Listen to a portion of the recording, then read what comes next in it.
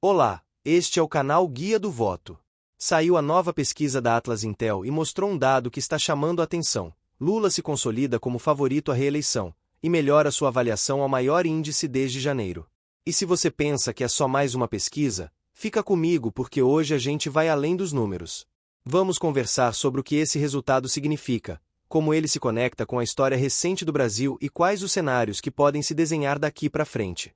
E já aproveita, se inscreve no canal, para não perder a próxima pesquisa e ficar por dentro da corrida eleitoral de 2026. Vamos direto aos números. No cenário 1, da pesquisa estimulada, o presidente Lula, PT, tem 48,2% das intenções de voto, contra 30,4% do governador de São Paulo, Tarcísio de Freitas, republicanos. Ainda neste mesmo cenário, o ex-presidenciável Ciro Gomes, PDT, aparece com 4,3%, seguido pelo governador de Goiás, Ronaldo Caiado, União, que marca 3,7%. Na sequência, surgem os governadores de Minas Gerais, Romeu Zema, Novo, e do Paraná, Ratinho Júnior, PSD, que pontuam, respectivamente, 3,0% e 2,6%. Pablo Marçal, PRTB, empresário e ex-candidato a prefeito de São Paulo, tem 1,1%, enquanto o governador do Rio Grande do Sul, Eduardo Leite, PSD, fecha a lista com 0,9%. Votos em branco, nulos e não sei totalizam 5,7%. O levantamento Atlas Intel ouviu mais de 7.000 pessoas, e a margem de erro é de 1 ponto percentual e o nível de confiança é de 95%. Num segundo cenário de primeiro turno, Lula tem vantagem sobre a ex-primeira-dama Michele Bolsonaro, PL, um dos muitos nomes cotados para substituir o ex-presidente Jair Bolsonaro, PL, no pleito do próximo ano. Neste quadro, o atual presidente tem 50,2% das intenções de voto, enquanto a ex-primeira-dama soma 33,0%. Em seguida, aparecem Zema, com 5,8%, e Ratinho Júnior, que marca 3,7%. Caiado e Ciro pontuam, respectivamente, 2,3% e 2,1%. Leite e Marçal têm 0,9% e 0,5% respectivamente. Brancos, nulos e não sei somam 1,3%. Agora, é importante entender que esse tipo de pesquisa não é só sobre quem está na frente. Ela mostra um retrato do momento. E nesse retrato, temos um Brasil ainda dividido entre duas figuras que dominaram a política nos últimos anos.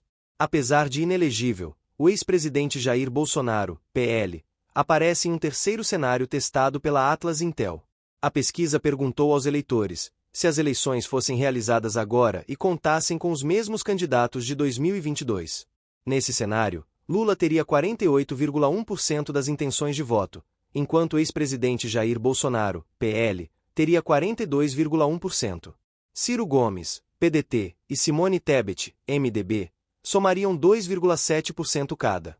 Uma diferença de 6 pontos pode parecer confortável, mas em política, e especialmente no cenário político atual do Brasil, não é nada garantido.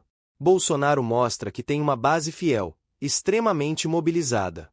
Lula, por outro lado, tem a vantagem de estar no poder, e embora enfrente críticas duras em áreas como economia e segurança, também tem sua base fiel de eleitores.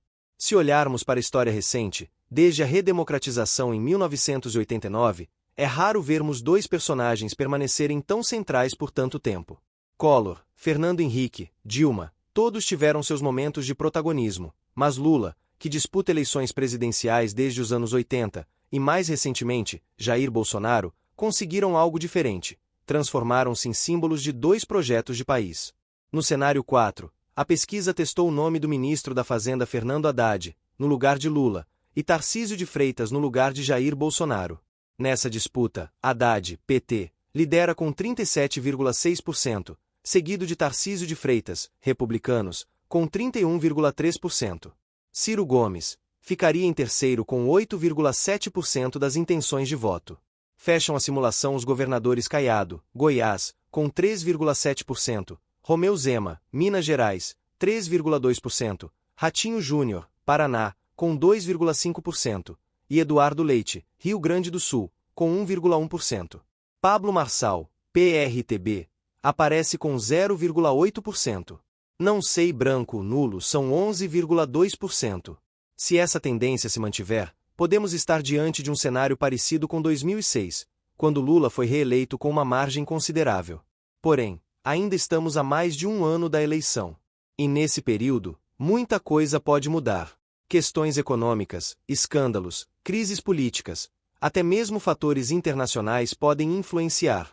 Basta lembrar que em 2018, por exemplo, ninguém imaginava Bolsonaro como favorito até alguns meses antes da eleição. Em 2002, na primeira eleição ganha por Lula, quem dominava as pesquisas era Rosiana Sarney até a crise dos aloprados mudar o jogo. Agora vamos às simulações de segundo turno, mas antes, se você quer ficar por dentro da corrida eleitoral de 2026, já deixa seu like, se inscreve no canal e compartilha este vídeo com mais alguém. E não esquece de deixar sua opinião nos comentários. No primeiro cenário, Lula aparece com 50,6% contra 45,2% de Tarcísio de Freitas. A diferença é relativamente pequena, mostrando que Tarcísio já se consolidou como uma das principais apostas do campo da direita, especialmente pelo peso que tem em São Paulo. No segundo cenário, Lula enfrenta Michele Bolsonaro. O presidente teria 51,9%, contra 44,6% da ex-primeira-dama. Aqui, vemos que Michele herda boa parte do eleitorado do marido, mas ainda encontra dificuldades para ampliar sua base além do núcleo bolsonarista. Já no terceiro cenário, Lula disputa diretamente com Jair Bolsonaro. O petista tem 51,8%, enquanto Bolsonaro registra 44,8%. É praticamente o mesmo patamar de Michele, mostrando que o bolsonarismo mantém força, mas encontra limites para crescer. No quarto cenário, Lula enfrenta Romeu Zema. O resultado é de 51,4% para Lula contra 36,7% para o governador de Minas Gerais. Apesar de já ter anunciado sua pré-candidatura a presidências, Zema ainda não demonstra competitividade fora de seu estado. No quinto cenário, Lula aparece contra Ronaldo Caiado. O atual governador de Goiás teria 34%, enquanto Lula marca 51,7%. Mais uma vez, vemos como lideranças regionais têm dificuldade em se projetar nacionalmente. No sexto cenário, Lula enfrenta Ratinho Júnior, governador do Paraná. O resultado é 51,6% para Lula contra 34,9% de Ratinho. O desempenho segue a mesma lógica. Nomes fortes em seus estados ainda não conseguem criar musculatura nacional. E, por fim, o sétimo cenário coloca Lula contra Eduardo Leite, governador do Rio Grande do Sul. O petista marca 49,9%, enquanto Leite soma apenas 22,5%. É o pior desempenho entre todos os adversários testados, mostrando que Leite, apesar de já ter sido apontado como aposta de renovação, não consegue empolgar o eleitorado brasileiro. Agora vamos à avaliação do governo Lula. De acordo com a pesquisa Atlas Intel realizada em setembro, 50,8% dos brasileiros aprovam a gestão do presidente Luiz Inácio Lula da Silva, PT, enquanto 48,3% desaprovam. Em relação ao levantamento de agosto, houve uma queda de 2,7 pontos percentuais na desaprovação e um avanço de 2,9 pontos percentuais na aprovação. Esse é o índice mais alto de aprovação desde janeiro de 2024.